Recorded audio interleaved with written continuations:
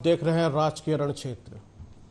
इस चुनावी महाभारत में अलग अलग युद्ध क्षेत्र है, यानी कि लोकसभा क्षेत्र है, और यहां के खिलाड़ी भी अलग अलग हैं, योद्धा भी अलग अलग हैं। कोई योद्धा दूसरी बार चुनावी मैदान में है, कोई तीसरी बार है, या फिर कोई पहली बार ही अपनी किस्मत आजमा रहा है। लेकिन इस चुनावी महाभारत में सबसे ज्यादा हॉट सीट है गाजियाबाद की। गाजियाबाद उत्तर प्रदेश का प्रवेश द्वार है। कहा जाता है उत्तर प्रदेश की सियासत यानी कि राजनीति लखनऊ के बाद गाजियाबाद से चलती है। ये वो शहर जो अपने व्यापार के लिए जाना जाता है, अपने दुधेश्वरनाथ मंदिर के लिए जाना जाता है, अपने राजपूत और ठाकुर वोटों के लिए जाना जाता है। इसी शहर के अंदर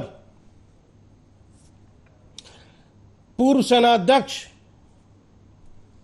जनरल वीके सिंह 2 बार सांसद रहे और इस बार टिकट नहीं मिला।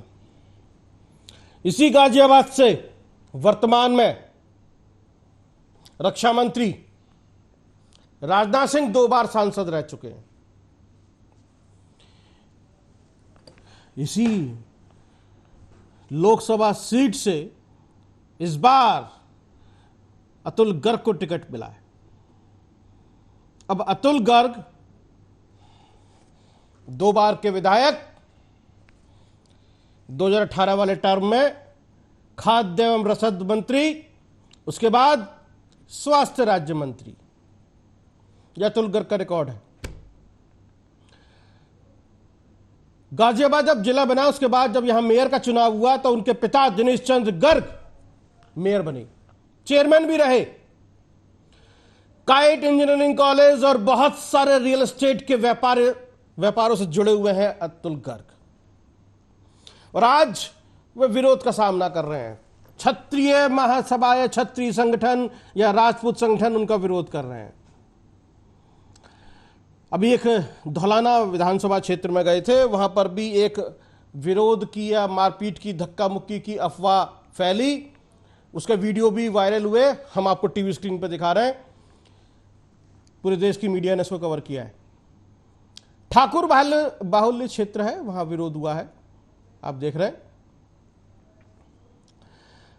तो कहने का मतलब यह है, आखिरकार क्या होने वाला है इस गाजियाबाद से चुनाव पर? क्या अतुल गर्ग के लिए राह आसान है?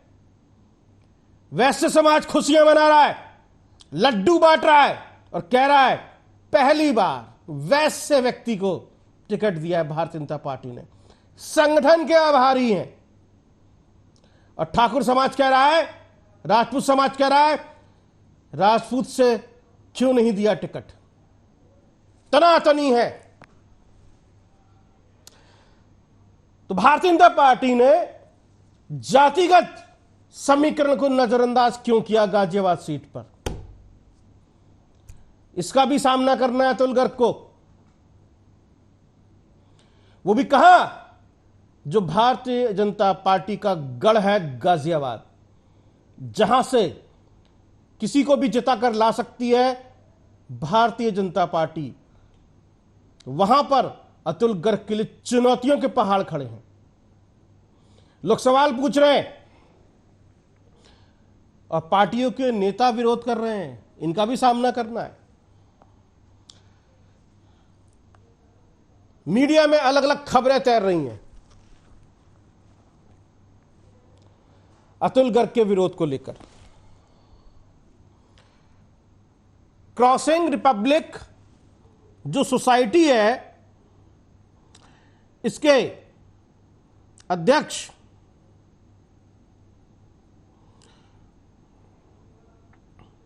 उज्जवल, उन्होंने भी कहा है, हमें हैरानी है कि कैसे टिकट मिल गया।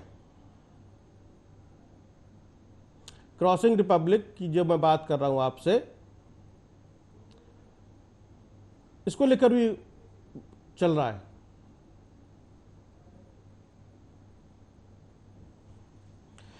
इसी पर बात करेंगे। हमारे साथ दो खास मेहमान जुड़ेंगे। ज़्यादा डॉक्टर बीपी त्यागी, आप भी गाजियाबाद से आते हैं, समाज सेवी हैं, नेता हैं, राष्ट्रवादी जनसत्ता दल से, राष्ट्रवादी जनसत्ता दल के राष्ट्रीय अध्यक्ष हैं श्रीकांत त्यागी। श्रीकांत त्यागी वही हैं जो कभी बीजेपी में हुआ करते थे और नोएडा वाले प्रकरण से हाईलाइट हुए थे, महेश शर्मा वाले मामले में। उन्होंने अपनी पार्टी बना ली, राष्ट्रवादी जनसत्ता दल, और उसके बाद पूरा त्यागी समाज श्रीकांत त्यागी के पीछे खड़ा हो गया। तो पश्चिम उत्तर प्रदेश में त्यागियों का दबदबा है और त्यागी विरोध कर रहे हैं बीजेपी का, और श्रीकांत त्यागी के साथ खड़े हो गए। पॉलिटिकल एनालिस्ट अविनाश जी जुड़ेंगे हमारे साथ में, भारतीय जनता पार्टी की तरफ झुकाव रखते हैं। आप भी गाजियाबाद में रहते हैं, इसलिए दो लोगों को आज हमने गाजियाबाद से बुलाया है जो अतुल गर्ग के बारे में बात करेंगे और कल का जो मामला है उसको लेकर बात करेंगे। क्या सच है कि संजीव शर्मा महानगर अध्यक्ष को भी सामने आकर वीडियो जारी करके कहना पड़ा कि यह अफवाह है? विपक्ष ने तुरंत लपक लिया इस मामले को। अब क्या होगा? तो ऐसे में कितनी टेढ़ी खीर है अतुल गर्ग के लिए विजय पताका फहराना, वो भी ऐसी जगह जो बीजेपी का गढ़ है। इसको लेकर बातचीत होगी। गाजियाबाद का जो जातीय समीकरण है मैं आपको बता देता हूं। 5.5 लाख मुस्लिम मतदाता है, 4,70,000 राजपूत मतदाता है, 4,50,000 ब्राह्मण मतदाता है और 2.5 लाख बनिया है। 2.5 लाख बनिया है और 4.5 लाख अनुसूचित जाति, 1,25,000 जाट और 1 लाख पंजाबी, 75,000 त्यागी और 70,000 गुर्जर और 5 लाख अन्य शहरी समुदाय के मतदाता हैं।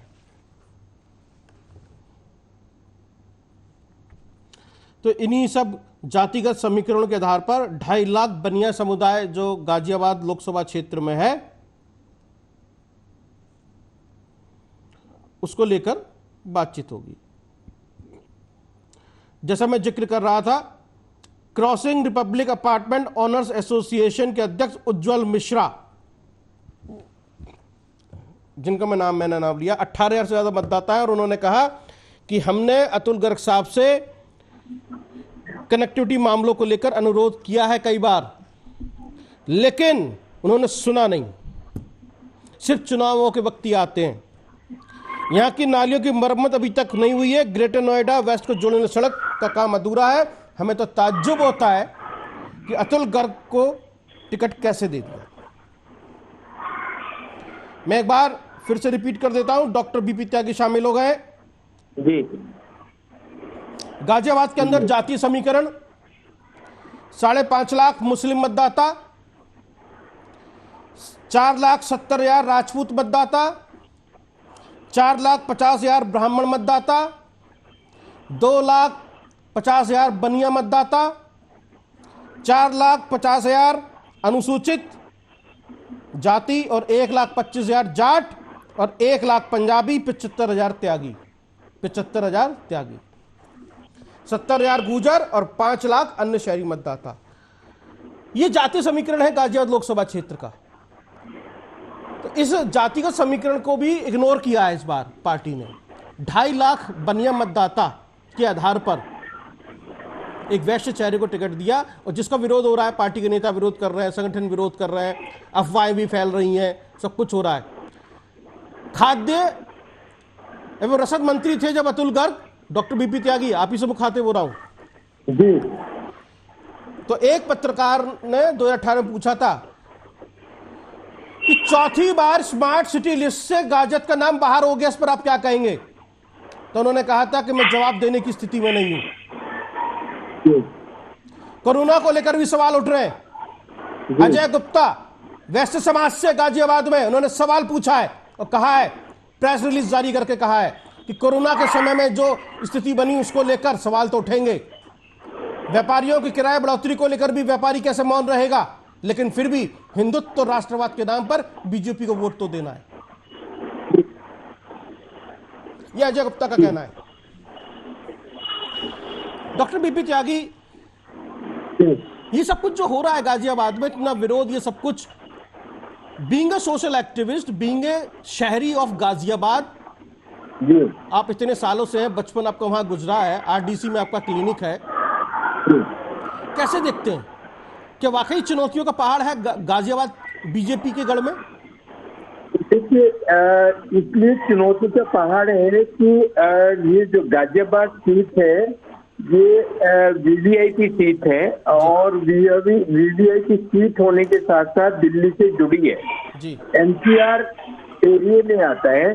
एनसीआर एरिया में जो शहर आ रहा है और जिसको ये बोला गया है कि इस शहर को हम इंदौर से भी अच्छा शहर बना देंगे, ऐसे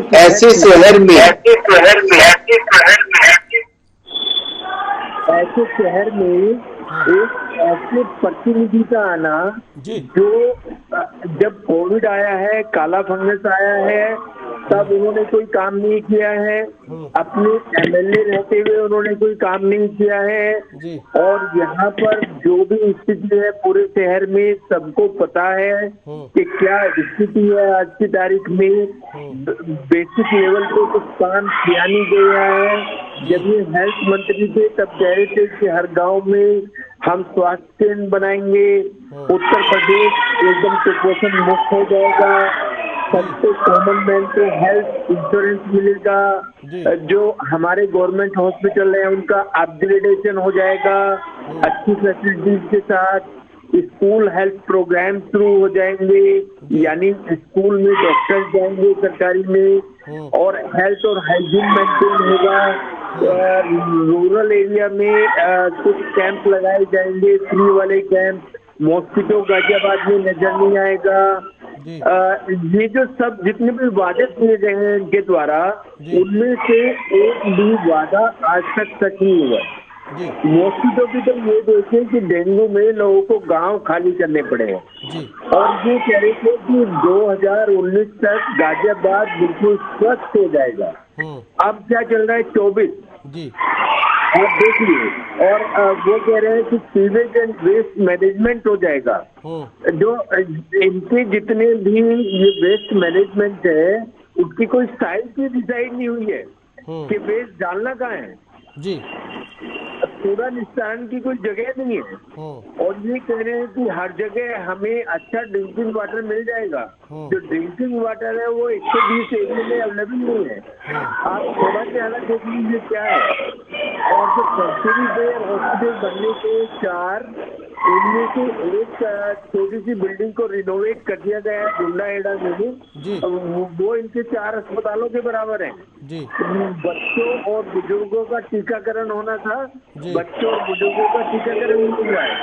अवैध दवाइयों को अड्डा बन जाएगा जब यहाँ सब ये झूठे वादे करके अगर कोई प्रतिनिधि आता है तो उसको गाजियाबाद की जनता ठुकराएगी और हम उनको ठुकराने में सहयोग करेंगे। जी चलिए, आपका ओपनिंग कमेंट आ गया। मतलब चुनौतियां बहुत ज़्यादा हैं अतुल गर्ग के सामने, और इन चुनौतियों का उनको सामना करना पड़ेगा, जवाब भी देना पड़ेगा जनता को। अपने इलेक्शन कैंपेन के दौरान उनको बताना पड़ेगा कि जो पिछले 2 टर्म के विधायक रहे हैं और मंत्री भी रहे हैं, इस बार उनको मंत्री पद नहीं मिला, लेकिन इस बार लोकसभा क्षेत्र से उनको टिकट मिल गया।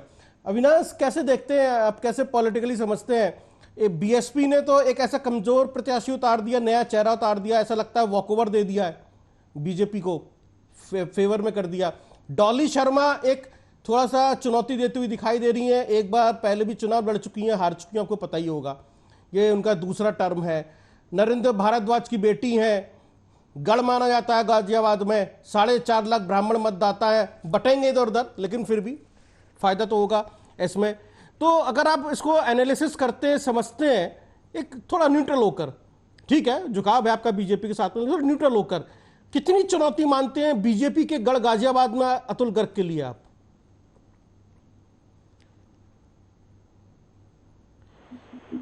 हेलो जी, आवाज आ रही है। ये सवाल मेरे से अविनाश सिंह से है? हाँ जी, हाँ जी, आप ही से है। नमस्कार। नमस्कार। मेरे को पैनलिस्ट को भी नमस्कार जी।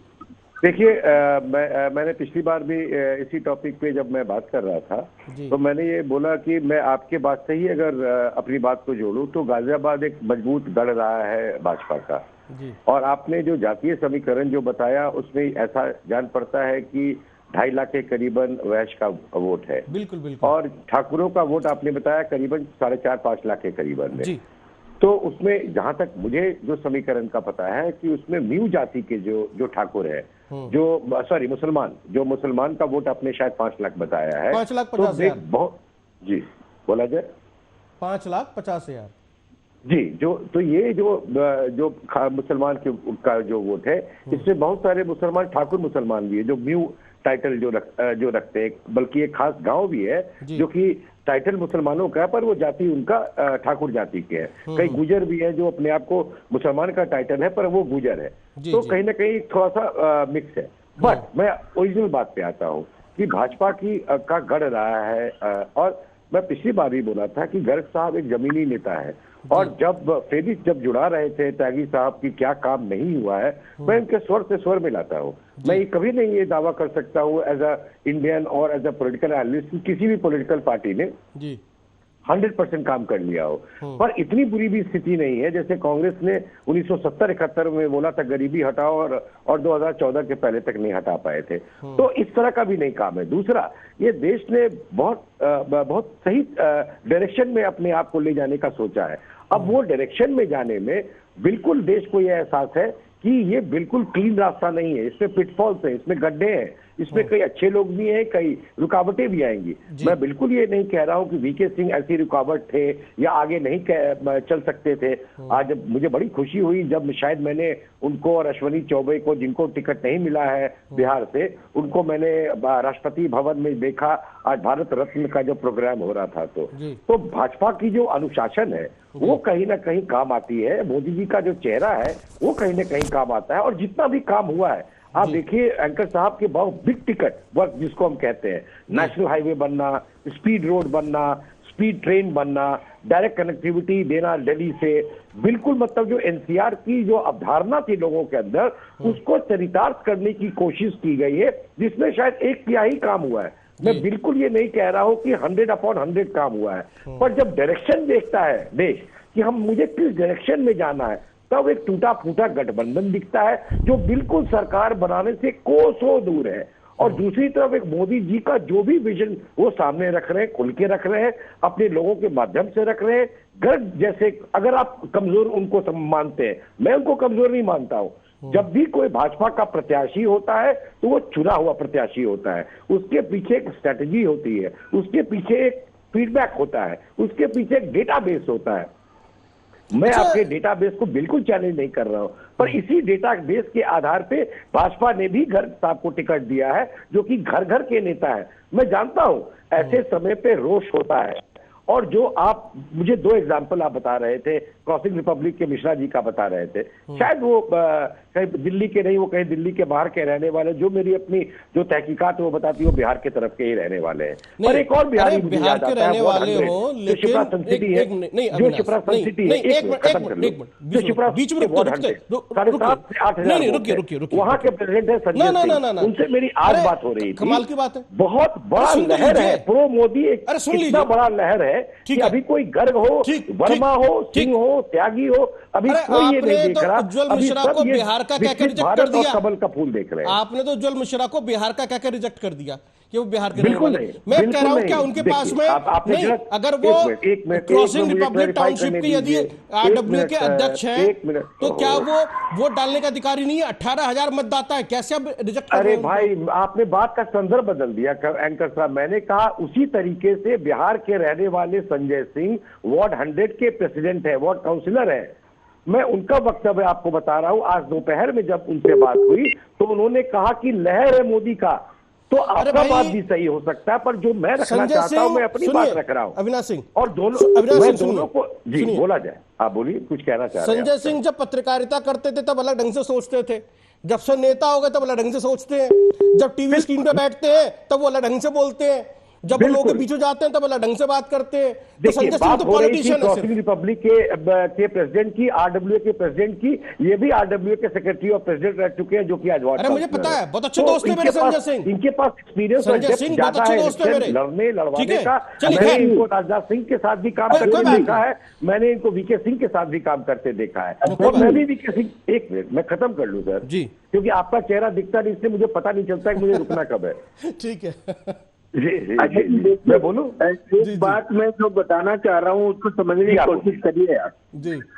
अभी जो हमारे साथी हैं वो ये बोल रहे हैं कि ये जनता का चेहरा है जी। जब इनको कोविड हुआ था तो ये एक प्राइवेट अस्पताल में जाके दाखिल हुए थे, और जब पत्रकारों ने इनसे पूछा कि आप प्राइवेट अस्पताल में क्यों दाखिल हुए, राघव चड्ढा चले गए, अब इंग्लैंड में जाके आप इलाज करा रहे हैं, क्या बात कर रहे हैं? क्या दिया गया? आप सुनिए, जवाब क्या दिया गया? राघव चड्ढा इंग्लैंड में आपका इलाज करा रहे हैं, गाजियाबाद में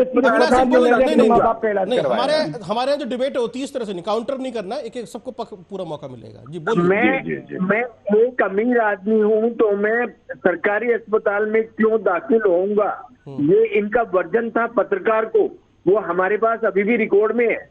मतलब एक अमीर आदमी है तो वो सरकारी अस्पताल में दाखिल इसलिए नहीं होगा कि सरकारी अस्पताल की कंडीशन ही नहीं थी दाखिल होने की। इन्होंने बोला है कि उत्तर प्रदेश सारे भारत में उच्च प्रदेश है। आप देख रहे हैं गाजियाबाद की हालत कितना स्वच्छ है। यहाँ जो वेंटिलेटर 40 आए थे उनमें से एक का भी पन्नी नहीं उतरा है। लाइफ सपोर्ट एम्बुलेंस ये बताते हैं कि इनके पास 100 से ज्यादा है, मुझे कहीं नजर नहीं आती है। तो कह रहे हैं 1.5 लाख सरकारी स्कूलों का कायाकल्प कर दिया है। आप भी देखते होंगे कितना कायाकल्प हुआ है। तो ये जो सब वादे हैं वो तो कांग्रेस से भी भयंकर है। चलिए, कांग्रेस से भयंकर है, जनता सब देख रही है, सब समझ रही है, सब सुन रही है, वो फैसला करेगी। यही डेमोक्रेसी के अंदर, मतदान के अंदर है हमारे सामने। इसलिए हम कह रहे हैं मतदान अवश्य करें और समझ लें, देख लें, परख लें, जान लें। पार्टी के अंदर विरोध हो रहा है वो अलग चीज है। मेरा एक सवाल है इसके अंदर आप दोनों से कि भारतीय जनता पार्टी ने इस बार जातिगत समीकरण को नजरअंदाज किया है गाजियाबाद में, ऐसा क्या रणनीति है? मेरठ में चलो उन्होंने दे दिया, आगरा से लेकर सहारनपुर तक या सहारनपुर से लेकर आगरा तक किसी भी राजपूत को टिकट नहीं दिया। मतलब राजपूतों को नाराज करने के लिए क्या रणनीति के राजपूतों को नाराज कर रही है पार्टी? वो देखिए, हम बता रहे हैं, सिंपल बात बता रहे हैं ना कि जो वेल नोन चेहरा था, इंटरनेशनली फेम थे वीके सिंह जी, आर्मी के जनरल रहे हैं, 80 वोटों से जीते हैं। उनको जब ये राजपूत समाज करता रहा और उनके कामों को देखता रहा, अभी भी आज हमारे माननीय बोल रहे हैं कि राष्ट्रपति भवन में थे आज वो, तो एक ऐसे चेहरे को हटाने का कुछ तो कारण रहा होगा ना। वही तो समझना है ना कि भाई बीजेपी का गढ़ जहां से हमेशा राजपूत ही जीत कर आए, रमेश चंद्र तोमर से पहले जीत कर आते रहे ठाकुर राजपूत, है ना, फिर उसके बाद राजनाथ सिंह 2 बार वीके सिंह, और वीके सिंह हर बार वोट परसेंटेज बढ़ाया उन्होंने। इस बार वीके सिंह का टिकट कट गया और वैश्य समाज को दे दिया। तो वैश्य समाज को टिकट देने के पीछे क्या रणनीति है? और गाजियाबाद के जितने भी स्थानीय छोटे बड़े छोटे जितने भी संगठन है सब आजकल प्रेस रिलीज जारी कर रहे हैं, बहुत खुशी की बात है, वैश्य समाज को टिकट मिला है, हमने मांग की थी, हमने ये किया था। अरे भैया, भारतीय जनता पार्टी ने यदि वैश्य समाज को स्थानीय चेहरे को टिकट दिया, वीके सिंह को काट कर, चलो राजपूत समाज से दे देते, ब्राह्मणों की संख्या ज्यादा है ब्राह्मणों से ही दे देते, या किसी, लेकिन बनिया समाज से दिया। बनिया समाज से मेयर है सुनीता दयाल, बनिया समाज से ही इस बार अतुल गर्ग को टिकट मिला है। तो ये जो जातिगत समीकरण को बदलने की जो कोशिश कर रही है भारतीय जनता पार्टी, हमें इसको समझना है। वो एक उसकी भी तो अग्नि परीक्षा है, अतुल गर्ग की तो अग्नि परीक्षा है कि यदि राजपूत समाज को नाराज कर और जातिगत समीकरण को इग्नोर करके, तो क्या भारतीय जनता पार्टी वहां जीत कर आ सकती है? और क्या मैसेज जाएगा दूसरे क्षेत्रों में या राज्यों में? एक्सपेरिमेंट है बीजेपी का, एक तरीके से एक्सपेरिमेंट है, बहुत बड़ा एक्सपेरिमेंट है ना। जी अविनाश, आप कुछ कहना चाह रहे हैं? माफ कीजिएगा जी। देखिए एंकर साहब, हम गाजियाबाद की बात तो जरूर कर रहे हैं, पर मेरी बड़ी चिंता अमेठी और रायबरेली को लेकर के है और कांग्रेस को लेकर के है कि क्या कांग्रेस अमेठी और रायबरेली में कोई कैंडिडेट दे पाएगी, क्या राहुल लड़ेंगे कि नहीं लड़ेंगे, किसी दिन इस पर भी कार्यक्रम कीजिएगा। अमेठी के बारे में अगले शो में बात करेंगे। आज हम बात कर रहे हैं वीके सिंह की ऐसी एक वीआईपी सीट, क्योंकि जहां से कभी वीके सिंह ने चुनाव लड़ा, पूर्व सेनाध्यक्ष, सुन लीजिए, पूर्व सेनाध्यक्ष, और उससे पहले वर्तमान में रक्षा मंत्री राजनाथ सिंह ने चुनाव लड़ा। तो ये एक वीआईपी सीट है। वीआईपी सीट पे यदि दो ऐसे लोगों को गाजियाबाद ने जिताकर भेजा, और ऐसे कद्दावर लोग, कोई कद छोटा नहीं था राजनाथ सिंह का और वीके सिंह का, यदि वीके सिंह का टिकट कटता है उसके बाद विरोध शुरू होता है, और अतुल गर्ग एक वैश्य समाज से व्यक्ति को टिकट मिलता है जिनका विरोध हो रहा है आज। यस, जिससे पहले जब खाद्य रसद मंत्री थे तब भी उनके बारे में चर्चाएं थी, जब स्वास्थ्य राज्य मंत्री बने तब भी चर्चाएं थी, अब उनको टिकट मिला है, अभी ये वीडियो वायरल हो रहा है, इसकी भी चर्चाएं पूरे मीडिया में छाया हुआ है। सफाई दे रही है भारतीय जनता पार्टी के लोकल बॉडी वहां से। हम ये समझ रहे हैं ये जो एक्सपेरिमेंट है इसके पीछे की रणनीति क्या है, और क्या डॉली शर्मा को उसका फायदा मिल जाएगा या डॉली शर्मा इस बार चूक जाएंगी? जी मैं खत्म कर लूं? जी एंकर साहब, अब ये मैं आपकी जनता के विवेक पे छोड़ता हूँ, शायद आपको ट्विटर पे लिख के वो बताएंगे कि जनरल वीके सिंह गाजियाबाद से एमपी ज्यादा अच्छे हैं या general VK Singh at lieutenant governor JNK Jammu and Kashmir के ज्यादा अच्छे हैं। देखिए, भाजपा में हर व्यक्ति के पास एक रोल है। मैं ये बिल्कुल नहीं मानने को तैयार हूं कि general VK Singh is a failure. General VK Singh is a big success for India, Hindustan के लिए भी बहुत बड़े सक्सेस है, भारतवर्ष के लिए और अपने कंस्टिट्यूएंसी के लिए भी। पर जैसा मैंने पिछले कार्यक्रम में कहा था, भाजपा में हर व्यक्ति का एक रोल डिफाइंड होता है। मुझे जहां तक ज्ञान अपना जो है कि जनरल वीके सिंह के लिए बहुत बड़ा रोल है। नॉर्थ ईस्ट की जो राज्य हैं, जो बॉर्डर के राज्य हैं, जहां के वो जनरल रह चुके हैं, जम्मू एंड कश्मीर के बहुत लंबे समय तक वो करता धरता रह चुके हैं जब वो आर्मी में थे, तो मैं तो उनका बहुत बड़ा रोल देख रहा हूं। हो सकता है कि मनोज सिन्हा जो 7-8 साल उनको हो गया लेफ्टिनेंट गवर्नर हुए उनको कहीं और जाना पड़े या वो उनको रिप्लेस करने की जरूरत पड़े, तो भाजपा बराबर सेकंड लाइन तैयार करती है। आप जाति में बांट करके भाजपा को वोट को मत देखिए। भाजपा का वोट जो है वो 80-20 की लड़ाई है। आपकी बात को बढ़ा रहे हैं इलेक्शन में, ये 80-20 की लड़ाई है। जो राम के भक्त है वो एक जगह खड़े हैं, उस जाति में बांटने की कोशिश मत कीजिए। चलिए ठीक है, आप ही बात को आगे बढ़ा रहे हैं, आप गलत करने की कोशिश कर रहे हैं। ठीक है, आप ही बात को आगे बढ़ा रहे हैं। डॉक्टर बीपी त्यागी, एक बार आपसे चर्चा हो रही थी, मैंने आपसे तब भी कहा था कहीं जनरल साहब को जम्मू कश्मीर का गवर्नर तो नहीं बनाया जाएगा? जी जी, क्योंकि पीएम मोदी का जो विदाई भाषण था संसद से, उसमें उन्होंने जम्मू कश्मीर का जिक्र किया था और वो उनके करीबी हैं। और जिस तरह से अभी कहा जा रहा है कि अफसर की बात हो रही है कि सेना हटाई जाएगी, तो ऐसे में सेना हटाकर सेना का पूर्व अध्यक्ष सेना अध्यक्ष बैठा दिया जाए और पुलिस के हाथ में कमान दे दी जाए, कुछ ऐसा कुछ हो सकता है भाजपा की रणनीति में कि भाई पुलिस का एक ऐसा व्यक्ति जिसको राजनीति का भी ज्ञान हो, एक ऐसा व्यक्ति जिसको सेना का भी ज्ञान हो, एक ऐसा व्यक्ति जिसको जो है रक्षा का भी ज्ञान हो। देखिए, ये गाजियाबाद के लिए बहुत गौरव की बात होगी कि हमारे माननीय को JNK में बैठाया जाएगा।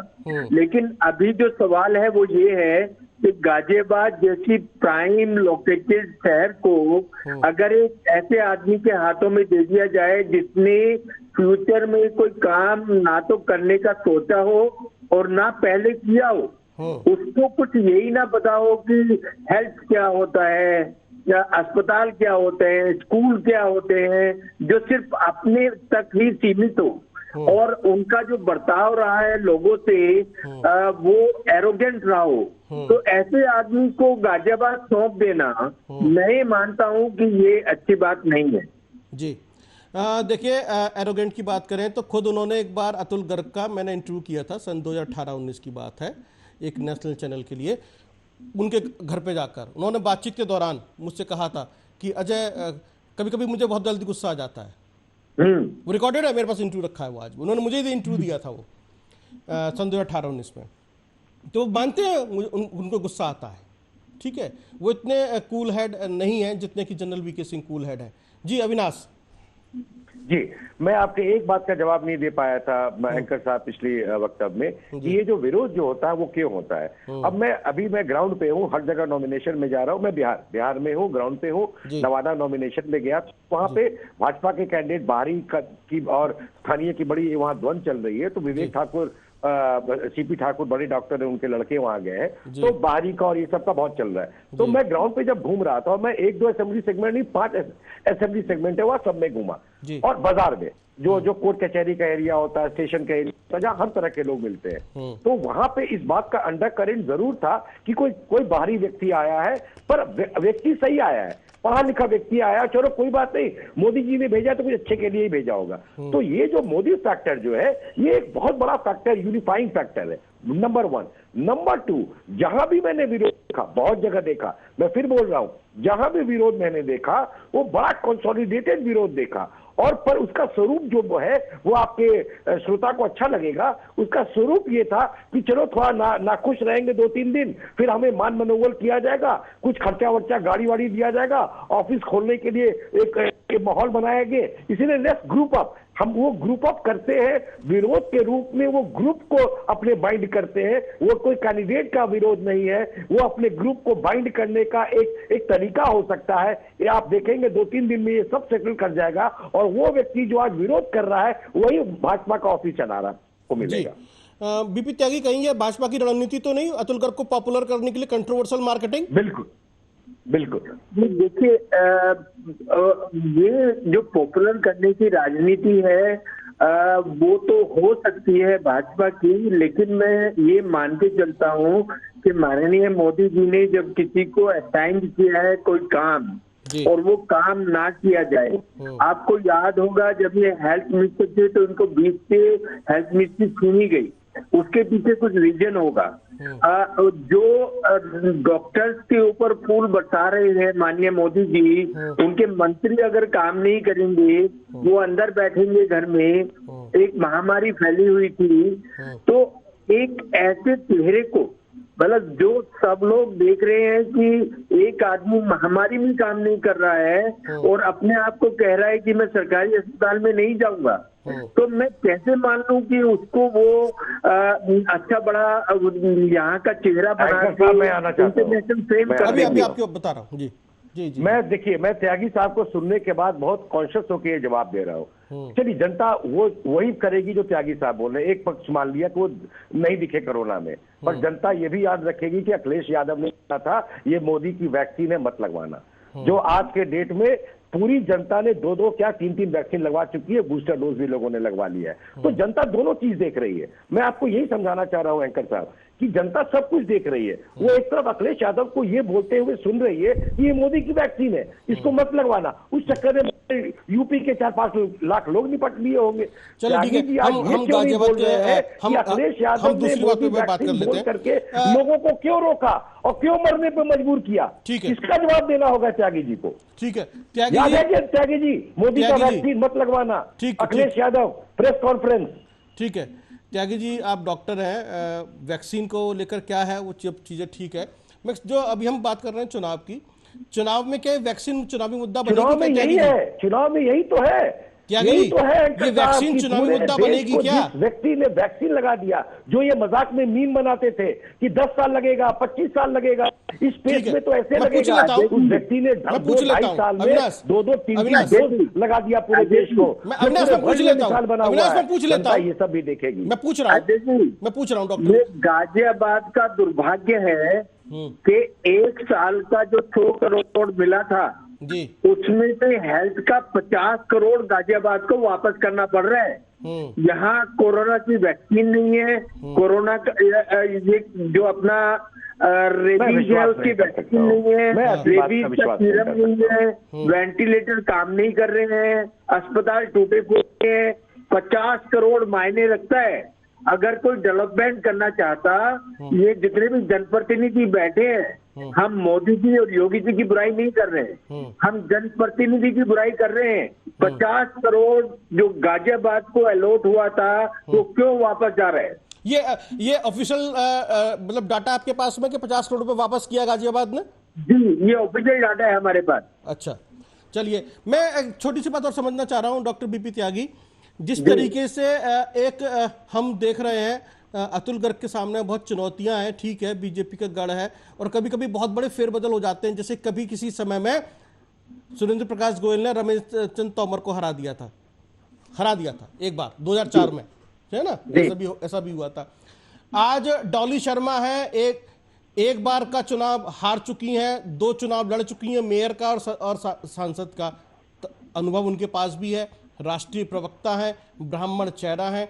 यदि मैं आंकड़ों पर नजर डालूं तो मुझे जीती हुई दिखाई देती हैं, लेकिन जमीनी स्तर पर वो कितनी बड़ी नेता हैं, क्योंकि वो भी परिवारवाद की तरफ से आई हैं, नरेंद्र भारद्वाज की वजह से आई हैं, ये भी दिनेश चंद्र गर्ग की वजह से आए थे। जननेता ये भी नहीं है, जननेता वो भी नहीं है, दोनों परिवार की वजह से आए हैं, दोनों के पीछे बहुत पैसा है, दोनों पारिवारिक पृष्ठभूमि में पैसे वाले लोग हैं दोनों, ऐसी बात नहीं है, दोनों का राजनीतिक रसूख बहुत ऊंचा है, लेकिन जमीन पर दोनों कहीं भी दिखाई नहीं दे रहे हैं।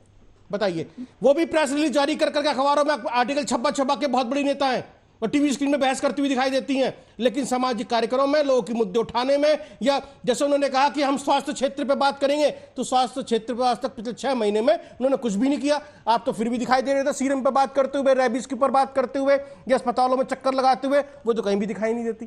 तो ऐसे में देखिए अजय जी देखिए, क्या होता है, जो जनप्रतिनिधि है ना, उसको सारी जिम्मेदारी संभालनी चाहिए, उसको नुक्कड़ सभाएं करनी चाहिए, उसको बीमारियों के बारे में बताना चाहिए, उसको समझाना चाहिए इस बीमारी को ऐसे कंट्रोल कर सकते हैं, ऐसे इलाज हो सकता है। अब एक बात तो हमने रेबीज की बताई, दूसरी मैं टीबी की बता रहा हूँ। ये टीबी का जो माननीय मोदी जी का ये था कि 2025 तक खत्म कर देंगे, ये जनप्रतिनिधि उनके इस जो उन्होंने ये किया है वादा, उस पर पानी फेरेंगे। आज लिख लीजिए आप, 2025 तक टीबी खत्म नहीं हो पाएगी। मोदी जी चाहते हैं लेकिन जनप्रतिनिधि काम नहीं करते हैं। अब टीबी के मरीजों को अगर एनजीओ को दे दिया जाएगा कि 300 मरीज आप ले जाओ, 400 मरीज आप ले जाओ, तो ऐसे टीबी ठीक हो रही है?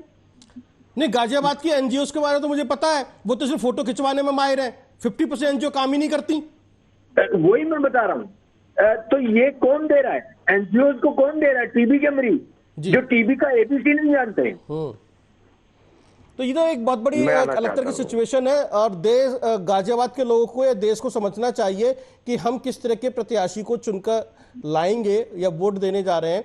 ठीक है, देखिए त्यागी जितनी बात बोल रहे हैं बिल्कुल सही बात बोल रहे हैं, उनके सोच के में कोई त्रुटि नहीं है। उनका जो जनप्रतिनिधि से जो एक्सपेक्टेशन है बिल्कुल जायज है, होना भी चाहिए, पर उनका जो स्केल है, जो उन्होंने अपना बार बनाया है, स्केल बनाया है, वो बहुत हाई है। गर्ग साहब शायद आज उसमें फिट इन नहीं करते हो, पर जब हम एमपी का इलेक्शन है त्यागी जी, जब हम देश के प्रधानमंत्री जब हम चुनते हैं, तो लोकल और हाइपर लोकल जो इश्यूज होते हैं वो थोड़े निचले स्तर पे आज, मैं नहीं कहता वो मीनिंगलेस हो जाते हैं, पर वो थोड़े नीचे लेवल पे आ जाते हैं।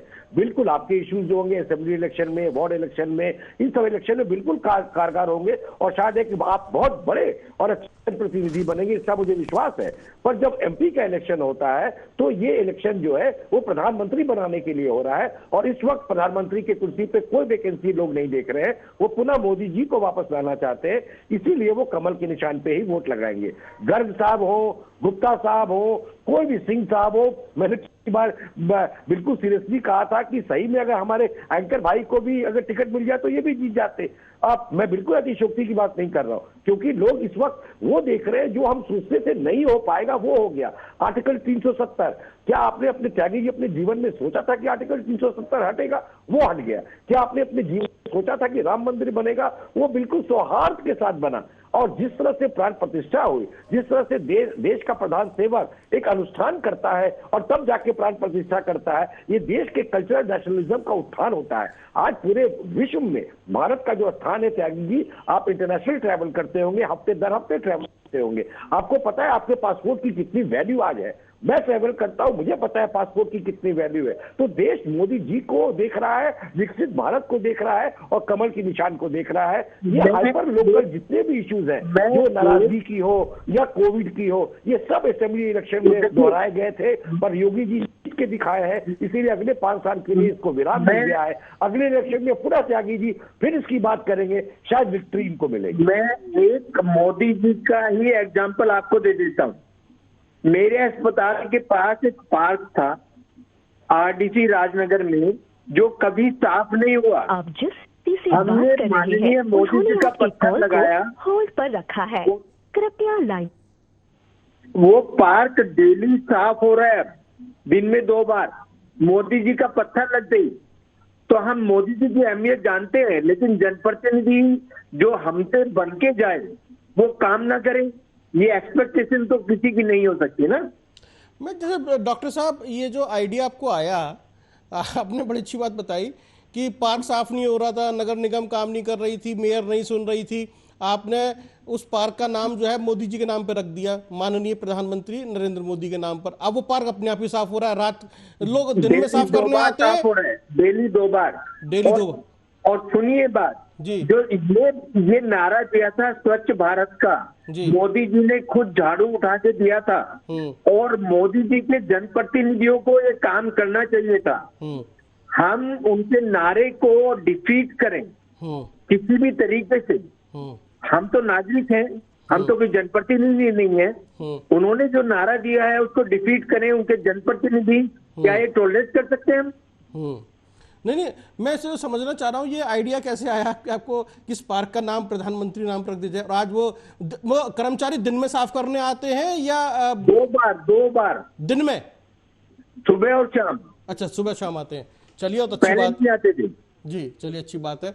तो आइडिया कैसे मिला डॉक्टर साहब आपको? ये आइडिया ऐसे मिला कि एक आदमी का ही डर है भारत में और किसी का डर नहीं है। चलिए ठीक है, एक ही व्यक्ति का डर है।